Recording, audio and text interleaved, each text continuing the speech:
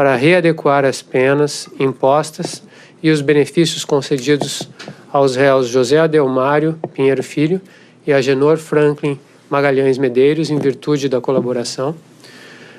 Negar provimento às apelações dos réus José Adelmário Pinheiro Filho e Agenor Franklin Magalhães Medeiros.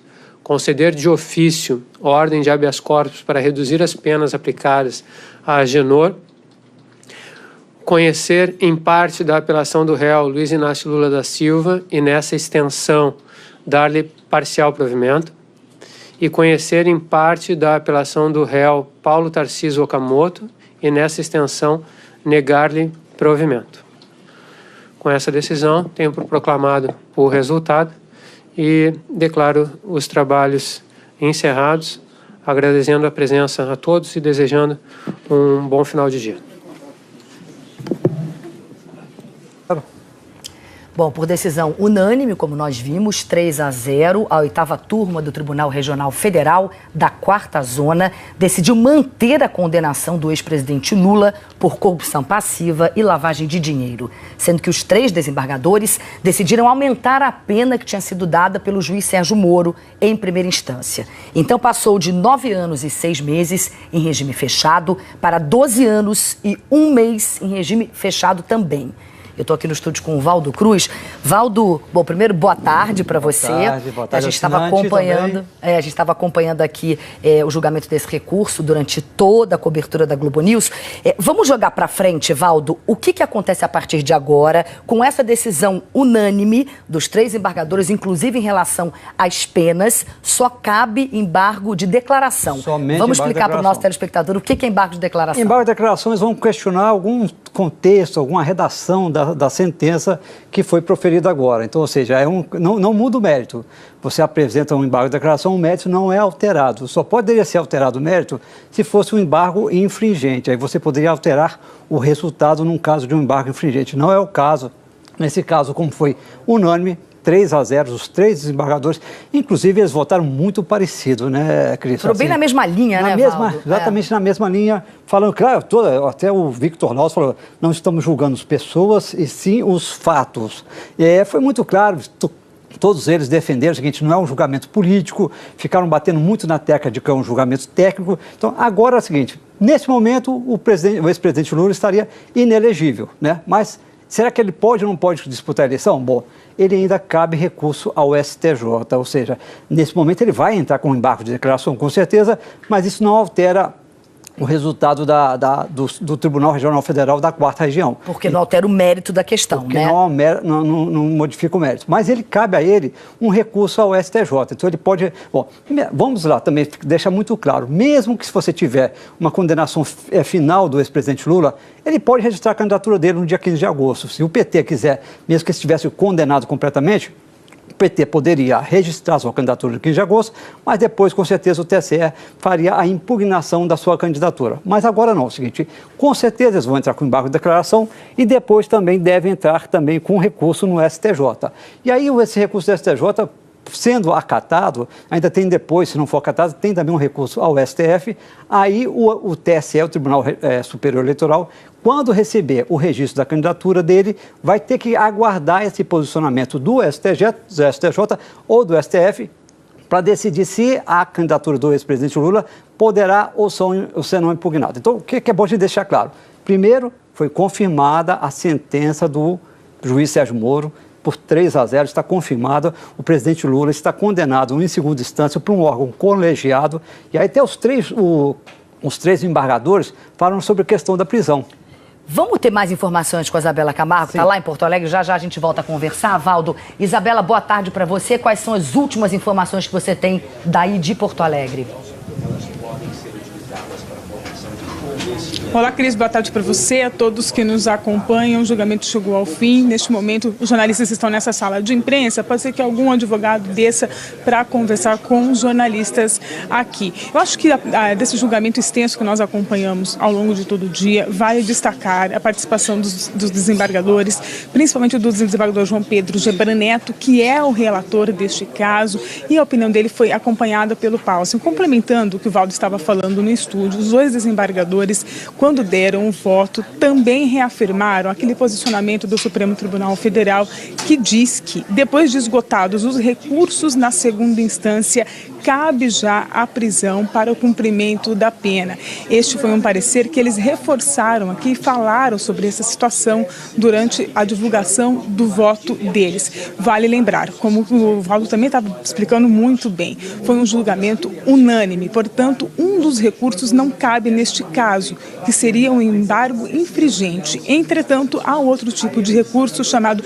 embargo de declaração, que serve para a defesa se manifestar a respeito de alguma decisão que não ficou clara em relação ao acórdão que ainda será divulgado, este acórdão que será feito com os votos dos 3 desembargadores. É um prazo de 2 dias depois que eles tiverem esse acesso, podem mostrar então o que deve esclarecer, e então este é um recurso que é cabível aqui ainda nesse julgamento. O julgamento começou às 8h30 da manhã, primeiro com a palavra desse relator, que deu um resumo do que era a situação. Depois as partes tiveram a oportunidade de falar também. Primeiro a acusação por 30 minutos, depois os advogados também falaram, enfim, deram as suas explicações, as suas posições em relação a este processo. Apenas 2 advogados acabaram usando a palavra, o que acabou agilizando um pouco o processo aqui. Na sequência veio o voto do desembargador João Pedro Gebra Neto. Este sim foi um voto bastante extenso. Ele leu com minúcias a sentença do juiz Sérgio Moro, a sentença de primeira instância, começou por rejeitar em 13 itens alguns pontos que tinham sido levantados pela defesa e, por fim, acabou votando junto com o juiz Sérgio Moro, concordando com a sentença que foi dada pelo juiz Sérgio Moro na primeira instância. Um posicionamento muito parecido no segundo desembargador, o Leandro Paulsen, que também é presidente da 8ª turma e revisor dos processos da Operação Lava Jato. Ele também, inclusive, elogiou o trabalho do desembargador João Pedro Gebra Neto nesta relatoria, fez um documento muito extenso. Ele disse que resumiu aqui um documento que tinha mais de 340 páginas, que é o voto dele em relação ao julgamento de hoje. O último a falar foi o desembargador Vitor Laus, que é o decano dessa turma. O Vitor Laus foi bastante explicativo, ele foi bastante claro nas suas palavras. Ele tentou traduzir por diversas vezes os chamados juridiquês e explicar para as pessoas o que estava acontecendo, como ele estava votando e por que estava votando. Uma coisa que também chama a atenção nas palavras dos 3 desembargadores é que eles fizeram questão de destacar quais são as provas que tem no processo. Mostraram o que tem, falaram da importância destas provas e também falaram sobre a palavra de pessoas colaboradoras, especialmente de Léo Pinheiro, ex-presidente do grupo OAS, que voluntariamente falou sobre o que estava acontecendo em relação ao triplex no Guarujá. Ele que disse em depoimento ao juiz Sérgio Moro lá na primeira instância que de fato este imóvel nunca foi colocado à venda, que era um imóvel que estava separado ao ex-presidente Lula. Eles destacaram que, embora Léo Pinheiro não seja de fato um colaborador, ele não tem um acordo assinado com o Supremo Tribunal Federal, tampouco com a Procuradoria em Curitiba, que ele colaborou espontaneamente. A respeito disso, o Vitor Laus até falou agora no final que ele acredita que um colaborador, na verdade este termo pela lei só vale se o colaborador, além de falar, também tem benefícios, o que não estaria acontecendo no caso de Léo Pinheiro e que, portanto, ele de fato não é um colaborador. Mas o fato é, 3 votos que acabaram concordando com a sentença dessa primeira instância, que é o do juiz Sérgio Moro. Portanto, o ex-presidente Lula também aqui foi condenado pelos desembargadores da 8ª turma do tribunal em Porto Alegre. Vale também destacar mais um detalhe, né? Eles acabaram aumentando a pena, pelo menos tem que ficar muito claro, mas até o momento os 2 primeiros desembargadores tinham aumentado a pena. O juiz Sérgio Moro tinha dado uma condenação por 9 anos e meio de prisão, mais os 2 desembargadores, eles falaram bastante a respeito da chamada dosiometria da pena quando começaram a dar as suas palavras, e eles consideraram alguns agravantes no caso do ex-presidente Lula. Para eles, por exemplo, o fato dele ter sido ex-presidente é um agravante pela importância do cargo em que ocupava. Entretanto, já o desembargador João Pedro Gebra Neto acabou considerando um outro ponto, a idade do ex-presidente Lula, que acaba atenuando a pena. Mesmo assim, da pena que tinha sido aplicada pelo do juiz Sérgio Moro, acabou que no resultado final a pena deve ser aumentada. A assessoria aqui do Tribunal Regional Federal da 4ª Região acaba de informar para os jornalistas que estão presentes aqui que nenhum advogado vai descer para conversar com a imprensa.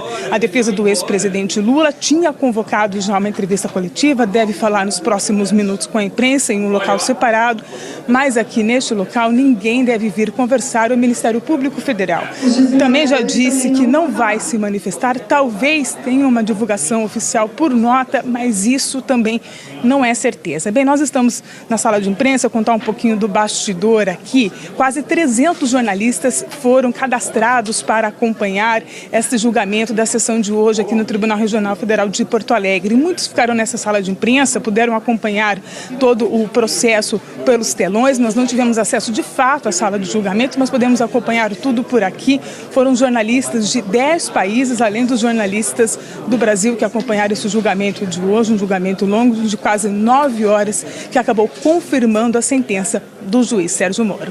Cris? Isabela, muitíssimo obrigada pelas suas informações. Boa tarde para você. Eu vou colocar agora na conversa o professor e advogado constitucionalista Eduardo Mendonça. Doutor, obrigada por estar aqui com a gente, acompanhando o julgamento do recurso. Bom, doutor, a gente viu os embargadores falando da questão da prisão do ex-presidente Lula quando se esgotarem os recursos em segunda instância. Então, para ficar bem claro, essa prisão não acontece agora porque os embargos de declaração vão dar prosseguimento, nos recursos, certo? Boa noite. Exatamente isso. O Supremo Tribunal Federal passou a entender recentemente que a execução da condenação criminal pode ser feita após o fim da segunda instância. Portanto, o entendimento que tem prevalecido é que é preciso esgotar essa segunda instância. Nesse momento são cabíveis embargos de declaração. Então, caso eles sejam opostos, o que é provável, após o julgamento desses embargos, mantida a condenação, em tese seria possível a prisão, não antes desse esgotamento da instância de segundo grau.